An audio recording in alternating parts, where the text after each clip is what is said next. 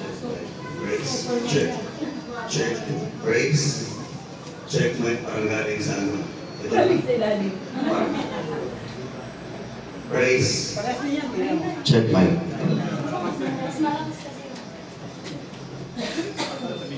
Good morning po sa ating lahat. Happy 12-year anniversary, mga kapatid sa Panginoon at mga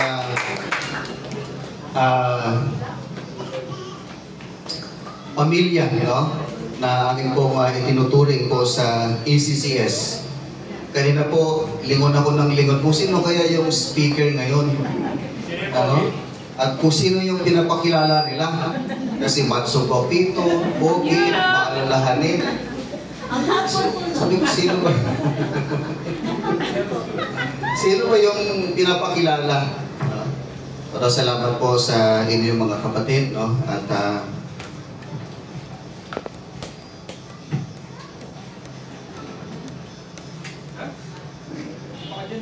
tunay nga po na ang Diyos ay mabuti. Amen? At salamat po sa napaka-powerful na message, testimony. Kanina nag-usap kami ni Ice, baka pwede ka ulit mag-testimony bukas para sa harap ng marami. Kasi parang kalahati o wala pa yata sa kalahati ng ating congregation yung nandun dito. So, pwede ba yun? Sabi ko nga kanina, tatayo pa ba ako para magbigay ng mensahe? Yan na yung message eh. And thank you for that very powerful testimonies na talagang tagos sa ating mga puso. At tunay nga po na kapag hindi si Lord na maging pundasyon ng ating pong buhay, ano man ang ating gawin ay hindi po tayo magtatagumpay. Kahit tayo ay magsumikap man, at makuha na natin ang lahat, ay feeling natin empty pa rin tayo. Kulang, meron pa rin kulang. Pero kung si Lord, ang Panginoong Jesus na maging pundasyon po natin, ay kahit sabihin natin salat ka sa maraming bagay, pero dahil si Kristo yung pundasyon natin, magiging masaya pa rin po tayo at feeling natin buong buo tayo. Amen? Dahil po sa ating Panginoon. Ngayong umaga ay gusto ko pong ibahagi sa inyo itong babala ng Diyos laban sa pagmamataas. Last Sunday ay, actually ito po ay second part ng message ko last Sunday na we talk about the faithfulness of God sa ating pong buhay. At last Sunday ay inalala po natin kung gaano kabuti, gaano katapat ang ating Panginoon.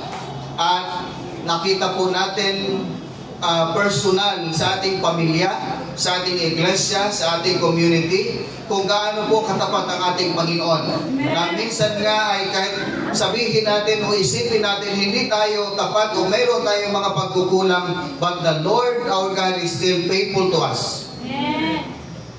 At yung mensahe po noon, yung last Sunday, yung alalahanin natin yung pangunguna ng Diyos. Ibig sabihin, hindi po tayo aabot sa 12 years na ito kung wala po ang pangunguna ng ating Panginoon. At naramdaman po natin yan. Dahil hanggang ngayon ay patuloy po tayong nananatili. At kanina po sa video presentation po natin, nakita po natin from first Sunday, hanggang ngayon ay makikita po natin yung mga nandoon sa picture na yon ay report po sa bilang na yon, number na yon ay nandito pa hanggang ngayon. Palakpakan natin ang ating Panginoon. At patuloy na nadadagdagan ang bilang ng mga mananampalataya at nananambahan sa ating Panginoong Jesucristo. Ganun po, kapag pinangunahan tayo ng Diyos, wala pong mawawala. Meron mang mawawala, ngunit meron din pong idaragdag ang ating Panginoon. Meron mang mawala, pero mayroong kanya-kanyang kadahilanan. Amen? Kasi nga, yun po ang reality. Walang permanente sa mundong ito. At inalala rin natin na yung pagkastigo ng Lord is part of His discipline. Na kung saan po ay dapat po nating ma-realize yung mga nangyayari po sa buhay natin, yung mga kahirapan na yon, dahil meron gustong ituro ang Diyos sa ating buhay. At kung patuloy po tayo magtitiwala sa Kanya, despite kung sa mga kahirapan, despite kung sa mga nararanasan po nating problema sa ating buhay, sa ating pamilya, sa ating iglesia, ang Panginoon pa rin po ang siyang dapat paitaas at maluwalhati dahil siya ay nanatiling tapat sa ating buhay. Amen? Kaya ngayong umaga, patuloy po nating saliksikin ito po nga salita ng ating Panginoon. At kung last time po ay yung mga blessing ng ating Panginoon, ngayong umaga naman ay paalala ng Diyos or warning sa atin pagka tayo naman po ay nananagana na o sumagana na ang ating buhay. Kaya ang mensahe po ngayong umagang pamagat po ay babala sa pagmamataas.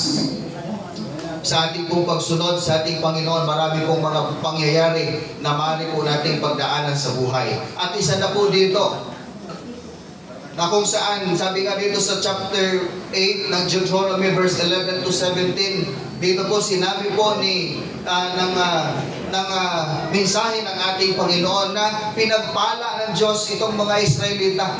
No? Sila po ay namuhay ng sagana, nakatira na sa magarang tahanan, marami ng alagang hayop at marami ng natipong pilak at ginto. Marami na silang kayamanan na naipon. At ganoon din po sa ating mga kapatid. Tayo po, habang tayo ay sumusunod sa ating Panginoon, meron pong malaking pagbabago sa ating buhay. Mayroong malaking pagbabago sa antas or level ng ating pong pabubuhay. Hindi po mananatili tayo sa hirap o anumang mga bagay na pinagdaanan po natin ngayon o noon. Kundi meron pong ginagawang pagbabago ang Diyos sa buhay natin. Kita natin sa picture, maraming mga papayat pero medyo blessed ni Lord. Nagsipagtabaan na. No, palagpakan natin si Lord. Palagpakan natin yung mga binibless ni Lord. Dati, wala pa tayong walang motorsiklo, walang sasakyan. Pero ngayon, binibless tayo ni Lord. Di ba? Yung mga estudyante noon na nag-aaral pa, ngayon ay nakapagtapos na ng pag-aaral, nakapagtrabaho na sila. Noon, walang hanap buhay ang iba sa atin, pero binigyan tayo ni Lord ng hanap buhay. Binigyan tayo ng iba't ibang negosyo, yung ating mga kapatiran. Maraming mga accomplishment sa buhay. Yung mga estudyante noon, nakapagtapos, meron din mga accomplishment. So, ano po ba yung sinasabi rito? Ang sinasabi rito, kung yan po ay ating matatanggap na, kung magtagumpay man tayo sa ating buhay, mga kapatid, hindi tayo dapat maging mapagmataas kung tayo po ay nakakaranas na ng mga pagpapala galing sa ating Panginoon. Kaya yung warning po dito, sabi rito, mag-ingat na huwag mong kalilimutan ng Panginoon na yung Diyos sa pamagitan ng hindi pagtupad sa mga utos. Kapag ang lahat po ay maayos na, maging ang ating buhay, puno ng kasaganaan, hindi po mahirap na iangat ang ating mga puso o ang ating sarili. Madali po natin kalimutan ng Panginoon mismo at nakakalimutan na ito ay lahat ng kanyang gawain para sa atin. At sinasabi pa dito na ang aking kapangyarihan at ang lakas ng aking kamay ay nakakuha sa akin ng kayamanan na ito. Bagamat ito'y bihirang sabihin ng ating mga labi, mga kapatid o church, at sa halip ay sinasabi ito ng ating puso. Parang itinataas natin ang ating sarili, ang ating puso, ang ating buhay. Na tayo mismo ang nagbibigay ng credit sa sarili natin dahil sa ating pong mga pagsisikap, sa ating galing, sa ating talino. Ngunit nakakalimutan natin ginagawa ito ng Diyos. At lahat ng ito ay pagpapala ng Diyos. Lahat ng ito ay pagpapala ng ating Panginoon. Noong nakaraan pong araw, meron po akong, ewan ko kung natumaan po ito sa wall ninyo sa inyo pong FB. Meron pong isang graduate student. Ang nagsabi niya ito, quote and quote. Bakit si Lord ang nakikredit? O mga estudyante, makinig kayo. Bakit si Lord ang nakikredit? Bakit si Lord ang pinagtatankyuhan? Ikaw naman ang nagtatrabaho noon. Ikaw nagpapakahirap doon. It's your goal and not God's goal. Sa mga estudyante, tama po ba yung pahayag ng graduate student na ito?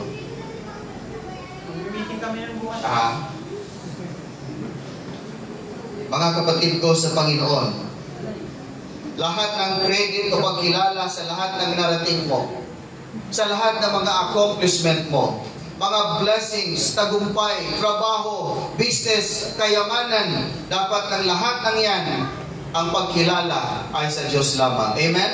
Amen! Ang Panginoon lamang ang siyang maitaas. Hindi po ang ating mga sarili. Hindi dapat natin pwedeng kunin yung kredito na dapat sa ating Panginoon. Hayaan po natin na ang Lord ang siyang maglagay sa atin sa pinakamataas. Hayaan natin si Lord. Kasi yan naman ang sinasabi niya. Na kapag tayo ay naging tapat sa Kanya at patuloy tayong nagtitiwala sa Kanya, tayo po ay Kanyang itataas. Amen? At sa verse 18, sinabi niya na yung mga alituntunin sa pagtutuwid laban sa mapagmataas na pinagpapalang buhay. Ang sabi rito, iyong alalahanin ang Panginoon mong Diyos sapagkat siyang nagbibigay sa iyo ng kapangyarihan upang magkaroon ka ng kayamanan. Upang Kanyang maitatag ang Kanyang tipan na Kanyang isinumpa sa iyong mga magulang gaya ng mga araw na ito o sa araw na ito. So dito po ay sinasabi, alalahanin ng Panginoon na iyong Diyos sa mga panahon ng kasaganaan dahil madali pong kalimutan ng ating Panginoon. Kaya kung feeling natin, hindi na natin kailangan si Lord dahil sagana na tayo. Hindi na natin kailangan si Lord sa ating buhay, sa ating trabaho, sa ating mga negosyo, o sa lahat ng mga pinagkakakitaan natin dahil binibless naman tayo. No. Hindi dapat natin nakakalimutan ng Diyos. Sa halip, pasalamatan natin siya. At kilalanin natin na hindi po natin na narating kung ano po ang narating natin, hindi natin na-accomplish, hindi tayo nagtagumpay sa buhay, kung hindi po dahil sa kapangyarihan at lakas ng ating Panginoong Diyos. Amen? Siya yung nagbibigay sa iyo ng kapangyarihan upang makakuha ka ng kayamanan.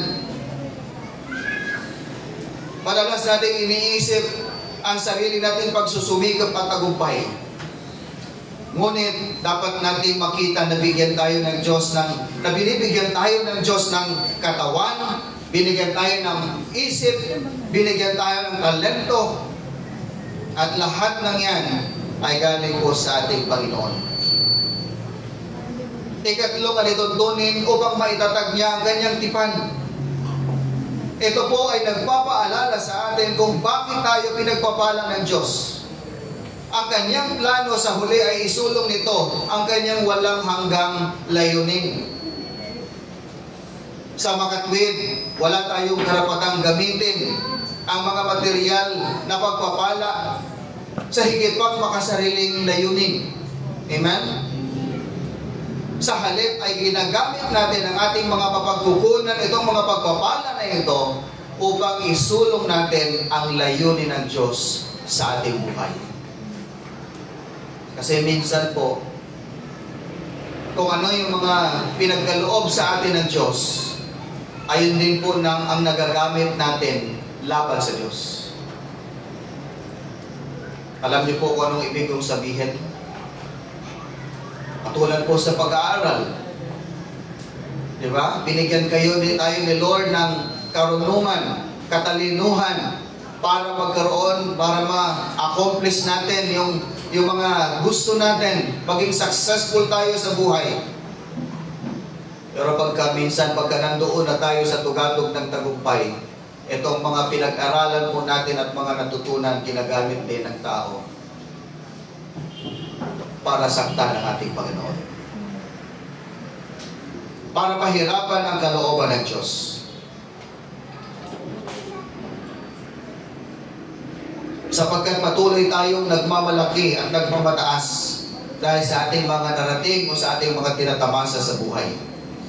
At kung makalimutan natin ang ating Panginoon, mayroon siyang kaparusahan.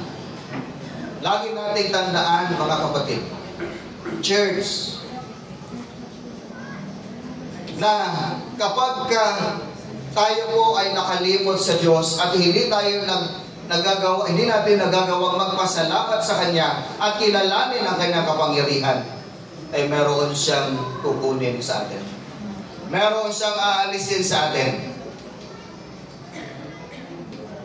Kaya dito po sa verse 19, dito po sinasabi yung parusa ng pagmamataas kapag ang tao po ay pinagpapala ang kanyang buhay.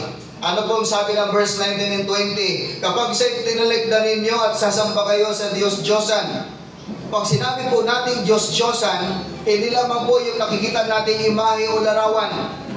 Ang Diyos-Diyosan po ay pwedeng pera, bagay, na higit mong pinaglalaanan ng oras kaysa sa ating Panginoon. Amen? Yan po yung Diyos-Diyosan. Hindi lamang po yung mga imahe na nakikita po natin. At sabi pa dito, ngayon pa'y sinasabi kong manilipol kayo balang araw. Kung hindi ninyo diringgin ang kanyang tinig, malilipol kayo katulad ng nangyari sa mga bansang pinalipol sa inyo ni Yahweh. So dito po sinasabi yung pagpapatotoo, no, laban sa mga taong walang sawang pagsasalansang nila mula sa ating Panginoon. Mga taong patuloy na nakakalimot, mga taong patuloy na hindi nagbibigay ng kredito sa ating Panginoon, mga taong hindi nagagawang magpasalamat sa Diyos.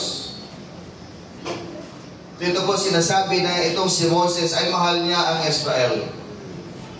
Ngunit, higit niyang mahal o iniibig ang Diyos. At walang pag-aalinlangan, siya ay magiging saksi laban sa mga taong masuwayin, mga taong mapagmataas. Kaya sila ay kanyang binigyan ng babala sa harap ng Diyos, na sila ay tiyak na mapapahamak kung sila ay patuloy na nagmamataas at sa kanilang pagsuway sa ating Panginoon. Ganon din po sa atin, mga kapatid. Maring hindi po natin nakikita yung mga bagay na ginagawa ng Diyos bilang pagpapaalala sa atin dahil po sa ating pagmamataas at pagsuway sa Kanya. Mayroon pong inaalis si Lord sa atin para ma-realize natin na si Lord lang ang dapat nating sundin. Si Lord lang ang dapat nating sampalatayanan. Si Lord lang ang dapat nating itaas. Sabi po dito, kung paano ang mga bansang binasak ng Panginoon sa harap ninyo ay gayon kayo malilipol. Maring itong mga Israelitas na ito ay nag-iisip at tumingin sila sa mga bansang hinatulan ng Diyos. Pero alam po ninyo, ito mga Israelita na sila po'y patuloy na nagpapatigas. At alam po ninyo, sabi nila, kami ay higit na mabuti kaysa sa kanila. Kaya't kami ay ligtas. Hindi tayo haharapin ang Diyos sa ganoong paraan. Minsan dumarating po sa punto na ang tao po dahil sa kanyang labis na pagmamalaki o pagmamataas, very confident na siya sa kanyang sarili. Hindi niya na nakikita yung mga mali niyang ginagawa, kundi ang nakikita niya ay yung mga ginagawa o kamalian ng iba. Kaya napakahalaga po, mga kapatid, na tayo po ay magpakumbaba. Tayo po ay lumapit sa Diyos. Tayo po ay magtiwala sa ating Panginoon. Hindi po sa mga bagay o material na bagay natin pong nakikita. Dahil tiyak na tayo po ay mapapahamak kung tayo po ay patuloy na susuway sa ating Panginoon at kakalimutan natin siya. Ang pagmamataas ang pinakamalaking panganib sa buhay Kristiyano. Hello? Yung pride ang siyang pinakamataas o o pinakamalaking panganib sa buhay ng isang Kristiyano. Ito yung pinakasatanas sa lahat ng mga kasalanan. Dahil si Satanas dito po siya nahulog. Dahil sa kanyang pagpamataas. Dahil sa kanyang pagnanais na gusto niyang pantayan o higitan pa ang Diyos. Kaya siya ay hinulog o nahulog, no? Dahil sa kanyang sariling kagagawan. Pinapahalagahan ni Satanas ang pagiging mataas at ang pagmamataas din ng taong pinakakilalang kasalanan. Alam niyo ba na sabi po ng Bible, ito ibang message, gusto ko po itong i-message sa midweek. Si Satan po ay dati siyang, hindi talaga Satan ang kanyang pangalan. Siya po ang pinakamataas na anghel ng Diyos. Siya yung namumuno sa lahat ng mga anghel sa langit. Ibig sabihin, isa siyang worship leader. No? Isa siyang worship leader. Pero dahil sa kanyang pagpamataas, sa kanyang pagmamalaki, o gusto niyang higitan o pantayan ng Diyos, siya po ay nahulog. Hanggang siya ay naging Satanas. Ang dahil ang pangalan po ng Satanas ay kaaway. No? Sa ibang salita, kaaway ang ibig sabihin po ng Satan. Now, gusto ko rin pong i-share sa inyo mga bagay na ito.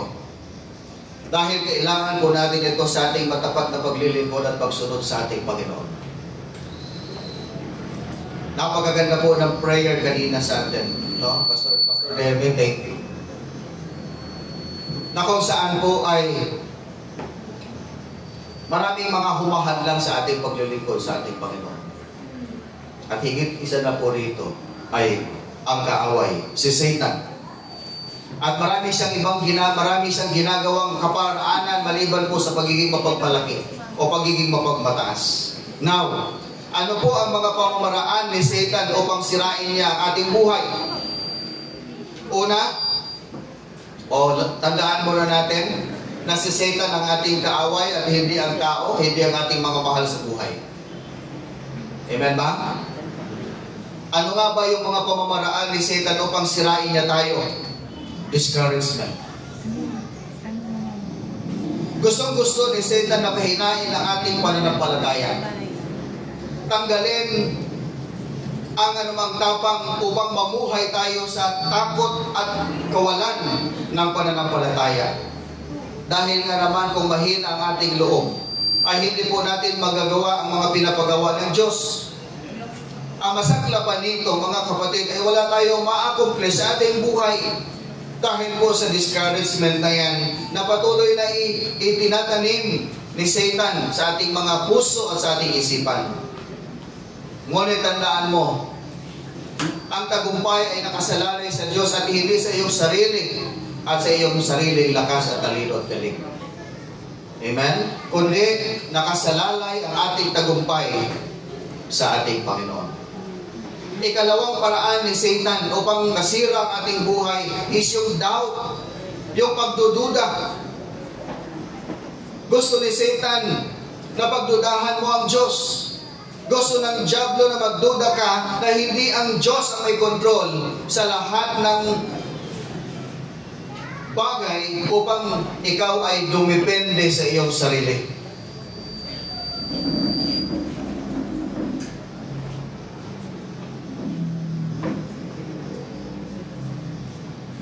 At upang hindi ka magtiwala sa Diyos. Ikatlong paraan ng kaaway is destruction. Sisiguraduhin ni Satan na marami kang pagkakaabalahan upang mawala ang atensyon mo sa Diyos. Papaniwalain kang hindi makikipag-usap sa Diyos dahil marami kang ginagawa. Di ba kapag wala tayong time sa isang bagay o sa isang tao, meron po tayong time para sa ito po yung mga hulugan na mas importante ang iba kaysa sa ating Panginoon. Pag wala tayong oras sa ating Panginoon, wala tayong time sa Diyos, ibig sabihin hindi siya mahalaga sa atin. Pero meron tayong time sa ibang bagay, iyon ang mas mahalaga kaysa sa atin. Iyon ang mas mahal natin. At hindi ang ating Panginoon. Kaya dapat mga kapatid, aware tayo. Every day ay tayo po ay nakikipag-battle. Nakikipagdigma po tayo. Araw-araw.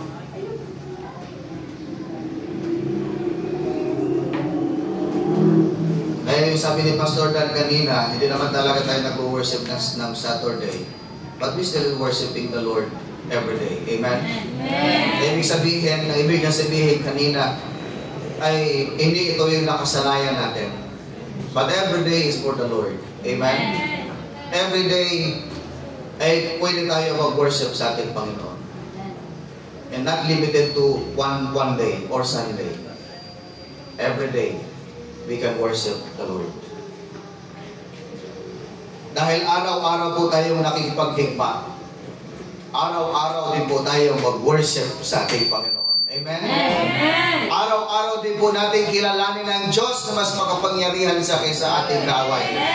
Upang patuloy po tayo maging matapat sa ating pagsunod at paglilingkod sa ating Panginoon. Ang diablo po, tandaan natin, wala siyang balak magpahinga. Wala siyang balak magpahinga at hindi kanya titigilan hanggat hindi ikaw madapa o nadadapa at hanggat hindi ka tumatalikod sa Diyos.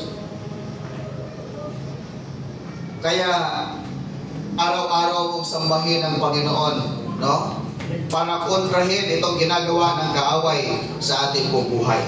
And lastly, discontentment. Dadalhin ng diablo ang ating atensyon sa mga bagay na gustong-gusto mo. O yung gusto mong magkaroon ka. Doon kanya dadalhin. Katulad po ng time ni Adan at ni Eva. Di ba perfect ang lahat sa kanila? Meron sila ng kanilang pangangailangan. Meron sila ng kanilang mga kakainin. Perfect. And in fact, sa kanilang lahat yun. Subalit isa lang ang hindi nila pagmamayari. Yung bunga ng puno na nagbibigay ng kaalaman kung ano ang mabuti at masama. Ang ganda ng buhay nila, pero anong ginawa ni Satan sa kanila? Dinala sila doon sa atensyon ng puno na hindi naman nila kailangan. At ganun po ang ginagawa ng diablo sa atin. Okay na ang buhay natin. Pinapasagana tayo ng Lord. Tinutugon niya ang ating mga pangangailangan sa pang-araw-araw. Pero dadalhin po tayo ni Satan doon sa mga bagay na hindi naman natin kailangan na. Tandaan mo, ang diablo ay magaling magpaniwala sa atin na kung wala ang isang bagay sa atin, ay hindi tayo magiging masaya.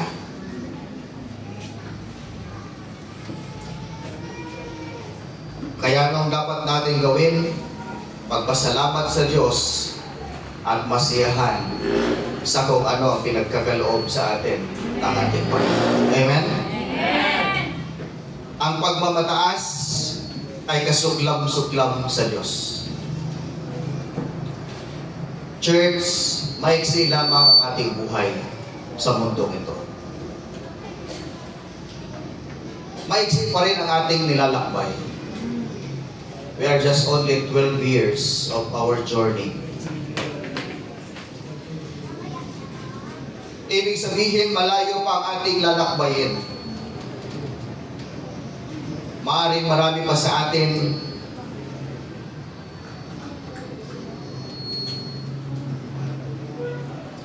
ay nararamdaman na ang biyaya at mga pagpapalang kaloob sa atin ng Diyos. At ipaparana sa atin ng Diyos ang kasaganahan. Subalit, mga kapatid, huwag po nating hayaan na kung tayo po ay mabiyayaan ng Diyos ng maraming pagpapala o kasaganaan sa ating buhay, huwag nating kalimutan at talikuran ang ating Panginoon. Amen? Sa halip, maging tapat tayo sa ating paglilingkod at sa ating pagsunod sa Kanya. Happy 12 years anniversary ACCS. Congratulations. At sabi ko nga, mahaba pa yung lalakbayin natin. At yung paglalakbay na yan, sama-sama tayo. Amen? Katulad po ng pinakita kanina na video, ipopost yan sa sa FB. So yung FB naman, hindi naman mawala hanggat hindi dumating ang Panginoon. So it serves as reminder, no, sa atin, sa ating lahat. Paalala. No? Meron na mga nawala sa atin dahil ginawa na, pre-promote na sila ni Lord. No? At maaaring, sabi ko ka kanina, hindi naman tayo tayo po ipansamantala lang dito. Hindi po tayo dito ay talagang tiyan na. Dito na tayo. Pero yung mga nakita po natin na panood natin kanina, o yung mga memories, it serves as a reminder kung gaano kabuti at katapat ang ating Panginoon sa ating buhay. Sa bawat isa sa atin. Amen?